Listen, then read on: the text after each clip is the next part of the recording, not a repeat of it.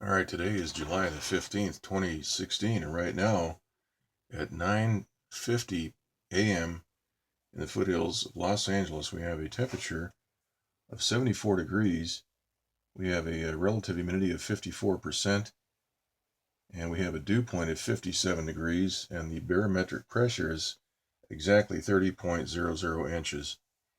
All right, so we're watching this second disturbance forming right here just off of Mexico, and this is going to be a much bigger storm. It looks like this is a much bigger area of thunderstorms, which is starting to become organized. We can see the large areas of red there.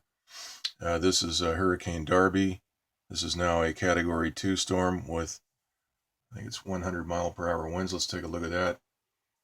We have Darby right here, 100-mile-per-hour winds, Category 2, 975 millibar core pressure, moving west-northwest at 9 miles per hour.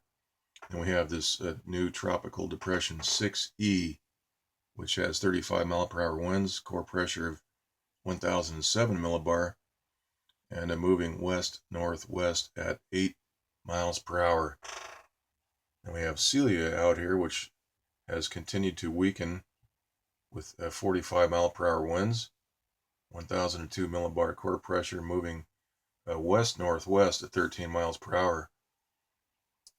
All right, so let's take a look here at the all of the monsoonal thunderstorms that are starting to move up towards Arizona and California. Let's look next at the southwest rainbow loop, and we can see that one large thunderstorm system right here has been blown apart right as it approaches Arizona and California. We can see that blast pattern. This is the very tail end of that sequence. After I finished that video last night, the last video we did last night, we were watching this develop, and sure enough, they've blown it apart. We can see the blast pattern is out here. We can see that shock wave right out here, right there. This is the general area where it was targeted, right in this area where that big hole is. Actually hit this in several places. Let's take a look at the water vapor map. There's not a whole lot to see right there, but we do see a blast right in this area with a shock wave moving out. And that's what we're seeing right here in the infrared loop right there, that blast wave moving out towards eastern Arizona. Now let's look at the visible light map. We can see the shock waves fairly clearly here, as well as some of the dimples from where the microwave actually hits. You can see some pock marks right in this area, dimple marks, and also through here. See a hole developing right there. That's actually, I think, where they hit it.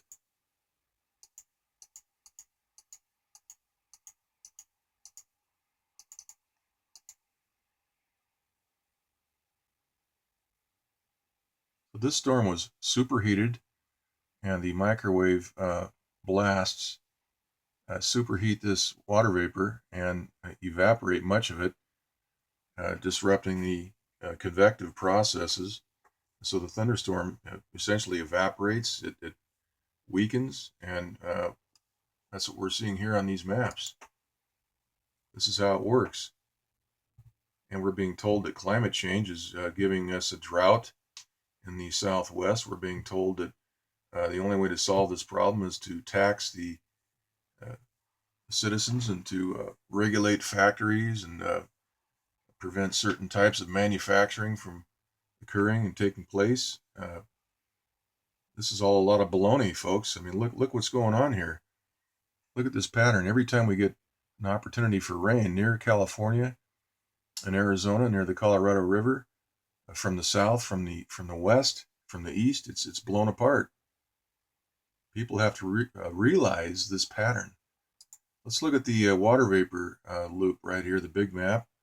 You can see we have this storm here. We have Darby. We've got what's left of Celia, and we can see that high pressure is still forcing itself. They've got this high pressure actually moving right into the core of what's left of Celia. And what's happening here is that will split what's left of the core from the moisture field, which is now moving into Northern California. And I would be willing to bet thousands of dollars that Northern California, Sacramento, the Bay Area, they're going to be seeing a lot of chemtrail activity.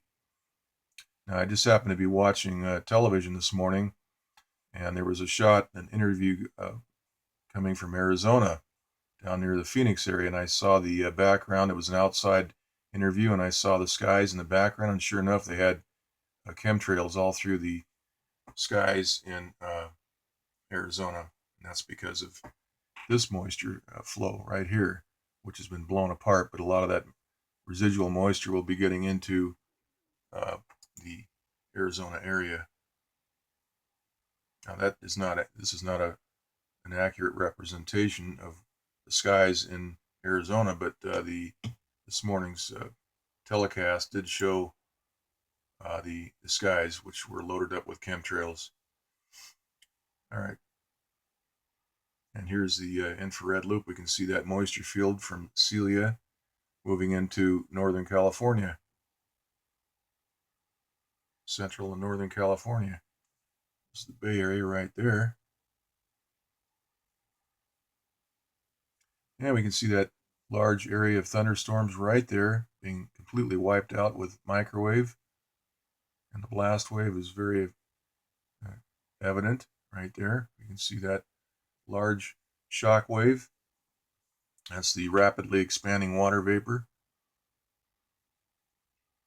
These are superheated, and that water instantly expands. We know that hot water, boiling water, steam expands as it's heated, and that's exactly what's happening. That's basic thermodynamics 101A. This is going to be a much bigger storm, I think. Look at the size of the diameter of this as it's getting organized.